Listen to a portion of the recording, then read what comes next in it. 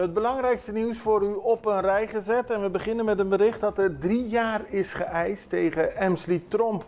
Het Openbaar Ministerie heeft gisteren tijdens de behandeling van de zogenaamde Herculeszaak 3 jaar geëist tegen deze voormalige directeur van de Centrale Bank. Ook zal hij 6 jaar geen enkele functie mogen uitoefenen in een financiële instelling. Verder is 2,5 jaar gevangenisstraf geëist tegen René Laurens, voormalig vicepresident van de Centrale Bank. Hij zou 3 jaar geen enkele functie mogen uitoefenen in een financiële instelling en beide worden beschuldigd van omkoping, documentvervalsing en witwassen van geld.